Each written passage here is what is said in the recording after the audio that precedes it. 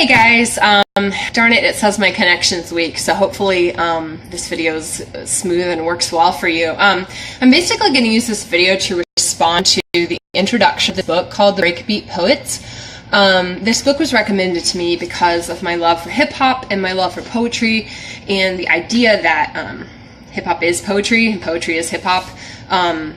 Or not all poetry is hip-hop, but like the two... whatever, the Venn diagram, there's an overlap kind of a thing. So anyway, hopefully the connection's okay for you guys, and hopefully you can hear. So I just made a video before this that was kind of talking about kind of the racial context in America right now for artists. You know, the idea that a black person can sing opera, can sing classical music, and that be like awesome. And I can, you know, rap, and I can sing soul music. I mean, I don't actually have like the perfect voice for that genre, but like if I can feel it, that's what art is. It's your personal expression, and there's no one that can tell you that you're not allowed to sing your song and to live your life and to have your feelings and to have your experience. We shouldn't be devaluing or dismissing people's life experiences, because you're the only one that has your perspective. So I was reading this book, and it had the line, "I realized this particular magic was meant for me." And I love that line because I think that we as human beings, we can be drawn to things that we're not allowed to, right? Like things that don't make sense. Like I'm white, obviously. Technically I'm white, but my soul doesn't have a color. And so I'm drawn to African drums. I'm drawn to kind of black churches or African Episcopal churches or whatever, Baptist churches. Like I'm drawn to soul music. I'm drawn to even like reggae and R&B, like jazz. I'm drawn to these things, and I know that this particular magic is meant for me, and I don't want to feel like limited or suppressed in that because of a technicality, which is the color of this body that I'm in. Like, that's not cool, and I wouldn't want that to go like anyway as well. And I'm going to talk about that as well, but I am going to focus on kind of the white experience, just because that's my experience, and that's really the only place that I have any authority to talk from, is my own personal journey. Oh, it made a point too in here that I thought was good. It said, "Poetry, perhaps more than any other art, is not taught as a practice." And I liked this point because it reminded me that it's important to assign students to write poems, not just read about them or criticize them. Okay, so it goes on to say, like, rappers made poetry relevant and readable and likable and popular and populist. And I think that is true to some degree, that sort of rap introduced or reintroduced a sense of poetry for people. But I don't believe that it made poetry readable. Like, I believe that that poetry is readable, and it's accessible by all kinds of people if it's taught well. So I kind of didn't like that box that they placed. Okay, I'm going to find another note here of this book. Okay, it talks about how like blues influenced the Harlem Renaissance, which is a poetry movement. They talk about how jazz influenced the black arts poets. And now they're talking about, you know, how hip hop is influencing this new wave of urban poetry. And that's not all urban, like city life, but just like hip-hop-y. I'll explain more what I mean in a minute. So it says, "Hip-hop is open and comprised of every culture and music." I'm reading out of this book. If you're just now tuning in, it's called The Breakbeat Poets. Okay, so I like this. Hip-hop is open and comprised of every culture and music. That's amazing. That's like accessible and relatable, right? And then the next line literally says, "Hip-hop is black. Therefore, hip-hop poetics are black." I'm just very confused because the line before said it was open and comprised of every culture. It was diverse. And now it's like, it's black. Like, are you saying that Because I could be okay with the statement hip hop is black so long as you like allowed me to like basically be black or be part of an expression of blackness. Like, as long as I'm like allowed to participate, I guess I could be cool with that statement depending on what they mean by it. But like initially it's very offensive, right? It's very exclusive. It's very, it's contradictory to the statement before, which said it was open and compromised of every culture and diverse in this way. And I don't believe that music has a color.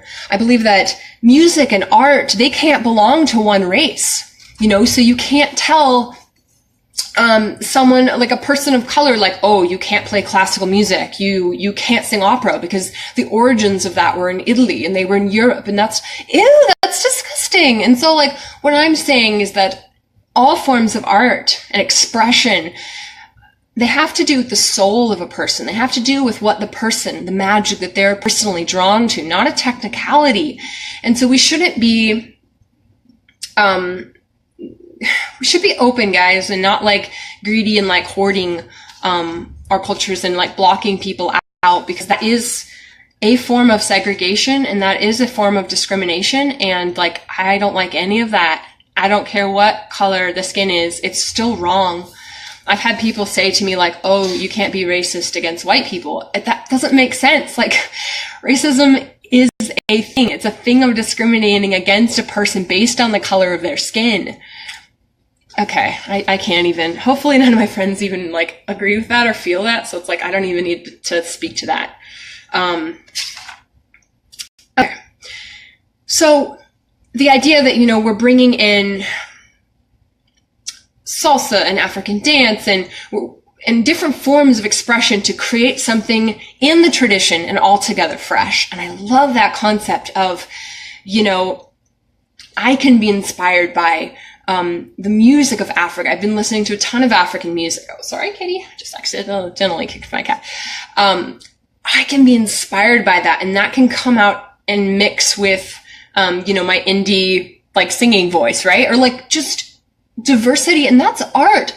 You don't write your art, or paint your painting, or whatever art form you do, or dance your dance, thinking of how it could be criticized, how it could be edited, how it could offend people. You have to connect in the moment with that piece, and you have to write and say and do what is authentic and true to your soul, knowing that you'll be misunderstood, but that it's worth it to be real and to be true and to be honest, and your true friends will either ask you questions to clarify or accept you for who you are, but it's all good, and it's a great way to like find out who your true friends are and to see like who is basically going to not let you in the club. And sorry to say it like that, but it's kind of not good. Okay, so then it talks about how hip-hop did American poetry. It made it new, fresh, made it something anybody gave a fuck about.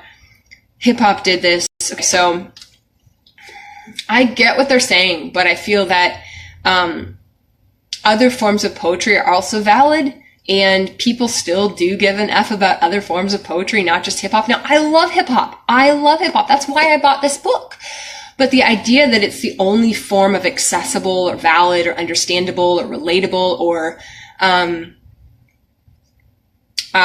meaningful to our generation form of poetry isn't really fair, because that's saying like, oh, like our generation or like whatever, we can only kind of understand poetry that's like this, when we have the capability to study Wordsworth and Longfellow and Byron and Shelley and Tennyson and, you know, E. Cummings and Bradstreet and like whoever we want, Walt Whitman, you know? So I thought that I get what they were saying, but I also didn't like that part about it. So it said hip hop did this, and it said Black and brown and Asian writers made poetry a tool to communicate with intentionally large audiences. So, and then I was like, just those colors? Like, just Black and brown and Asian? Like why are we saying this is what poetry is? Poetry is just these colors. Like, I don't like that. Okay, so it said hip hop saved poetry from becoming classical music.